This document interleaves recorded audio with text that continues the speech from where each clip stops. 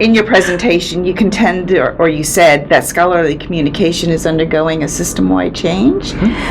Could you tell our viewers what you meant by that? Yeah, so my background is sociology, and so I come at things with kind of a socio-historical lens.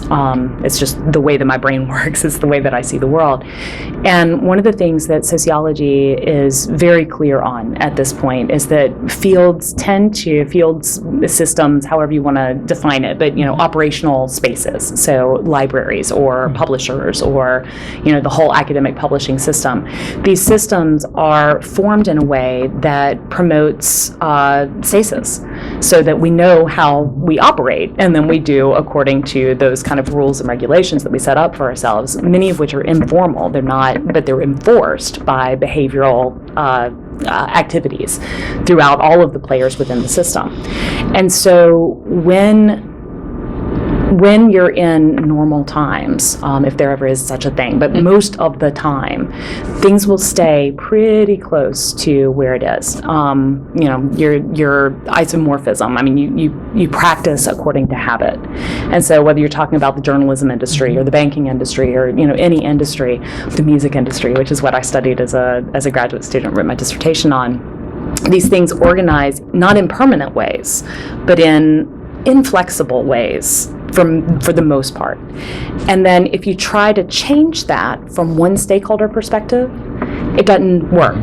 The change doesn't get reinforced by the other players in the system. So imagine, in the music industry, imagine just having, a set of people who decide, oh, we really want to do X in one industry space. That's not going to have a ripple effect around, no matter how good the innovation is, no matter, unless there's a reason for everybody else to kind of buy in and participate in it. So the game change moments open up when you have changes in technology. We've got those in plenitude right now. Political changes, which we also, when you think about, coming back to that public good piece, the public good has fallen way out of favor, and not just in the U.S. context, it's happening across the Western world.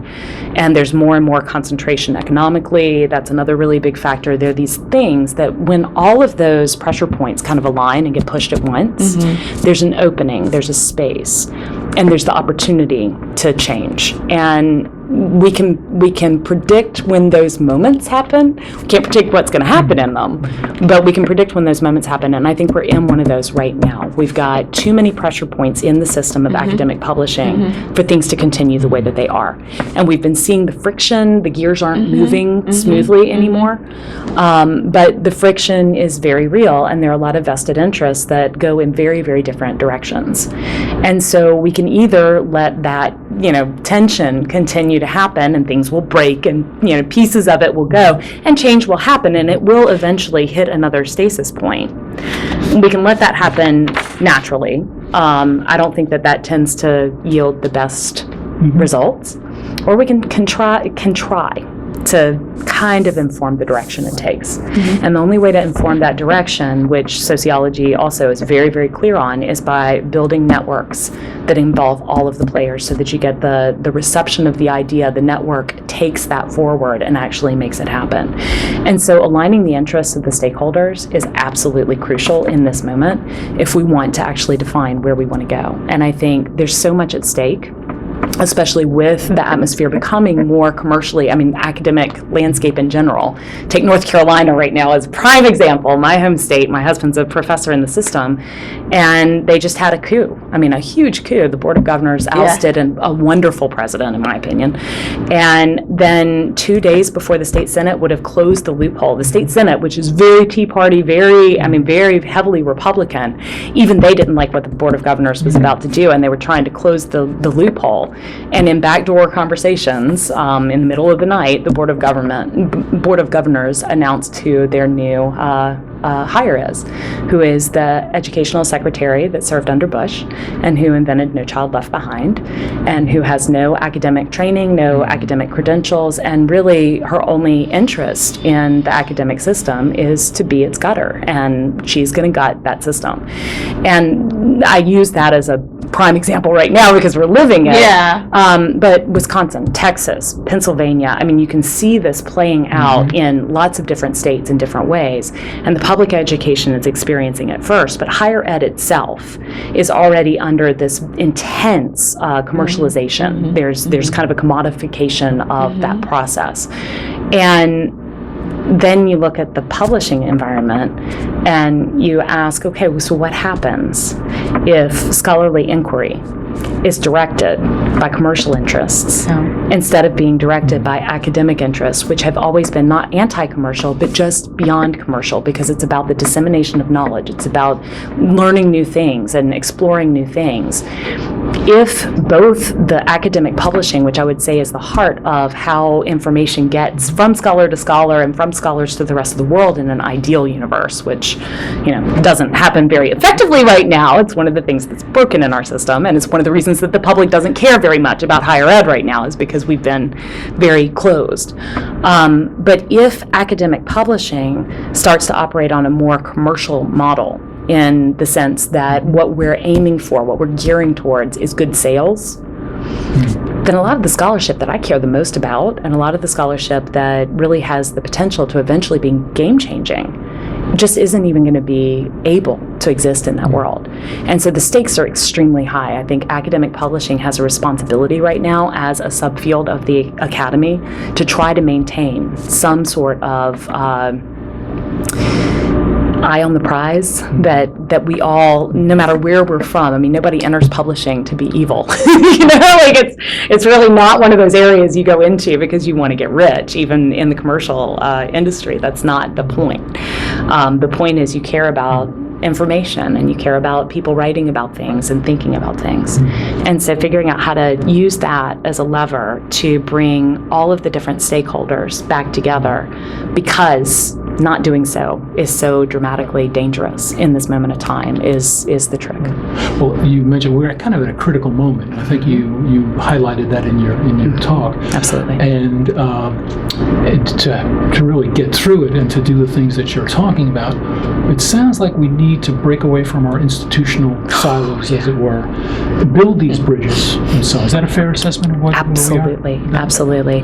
That's the first and foremost. Okay. Yeah. What can libraries do to make this happen? And I would also ask the question, what can publishers do? What can content providers, other content providers, what can authors do? What can librarians do? What can librarians do? Sure. Every single one of us has a responsibility to get involved.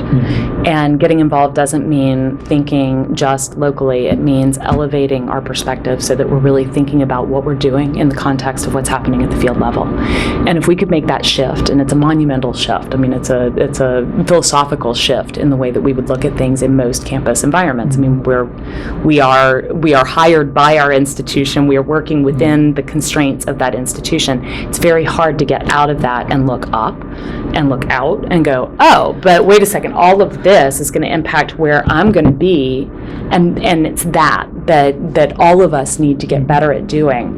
And I think there are already some resources out there to help with that. I think that one of the things that could be really important in the academic library side of this is leadership training. There are lots and lots of leadership training programs already, and we're doing a project right now, so this is a little bit self-serving, but it's a project that we're hosting on behalf of a cluster of leadership programs that serve the academic libraries, public libraries, also the museums and the archives. And what we're talking about is planting marketing messages, in essence. We're not calling it that. But how do you work with policy? How do you start to see at that field level? How do you start to talk about that, whether you're at the top level of administration or whether you're a new hire? How do you make that relevant to your day-to-day work in such a way that we do start to knit together as a community in this more overarching way? And it's a mindset change, and it's a dramatic one. And I think if we could embed some of that in continuing ed, that's one space that can start to have an impact. If we can embed that in the societies and other associations that serve the space, that's another really important, point, that if that's the message that they're getting from their society heads, if that's something that's talked about regularly, then we do start to raise our consciousness. And I think it's a process. It's going to be a process. How would you embed it with publishers? Because they've got profit motives, they've got competition. Absolutely. Some of them have shareholders. Absolutely. So how do you embed this kind of change of, in a sense, a cultural perspective, if you will? Right. How do you embed that, or how do you move in that direction? Well, I think the commercial publishers actually have more incentives than the libraries do. So the libraries are still embedded within an institutional infrastructure that they can't imagine ever actually changing. So when I talk to librarians, they're not worried that their library is going to be closed tomorrow. When I talk to a publisher, they're worried. Yeah. They're either worried at the commercial level because most of the time their parent organization is not a publisher, right? A lot of the conglomerates have lots and lots of different vested interests, and this is one small one, and they're trying to stay alive within that industry. And then the university presses, good Lord. I mean, look at how many of them have already gone under, and they all know that they're under threat, with the exception of, kind of the top ones that operate in a more commercial fashion. All of them are struggling for the same reason that we've been struggling since the 60s. We've had more and more content and less market to buy the content. And so this spiral that has happened, which we call the serials crisis, and that the big deal was supposed to fix, instead of fixing it, it kind of delayed the inevitable. But the game hasn't changed. Yeah. The fundamental Interesting. piece is still there, which is there is more content, we have more supply and less demand, and that hits everybody. So the commercial entities are not immune from that. And if we can talk about that, and talk about that in the context of a changing academy where it is growing more commercial, and the implications of that for the business models that folks are working with, I think that resonates. And I think all we have to do is look at one of the biggest in the space, Elsevier, and what they're doing right now, and not in a bad way, but I mean, they're smart. They've got some very, very smart people. They hire incredible people. I love some of the people that I know from Elsevier. And their business model is no longer going to be relying on libraries. They're not talking to the libraries exclusively anymore. They're going to the presidents and provosts, and they're going to the research centers on the campuses, and they've been doing this for about 1.5 years now. It's a very strategic move on their part, and they're looking at data and how can we help the institutions, that higher ed, at the higher level, not at the library, because the library is dry. That well is pretty much run dry. So now what happens if we get into academic analytic information and start helping the campus to deal with data? And that's a really, really smart business move on their part. All of the other publishers should be running scared right now of what happens if one publisher becomes one data aggregator. I mean, they're big incentives, and then honestly, Elsevier itself should be scared of that world, because it's not the world they want to live in either. These are not people who don't care about scholarly inquiry. And so really thinking through that and talking through it in a way that's not accusatory. It's not, it can't be us against them. If it's us against them, we're already dead before we're out of the starting gate.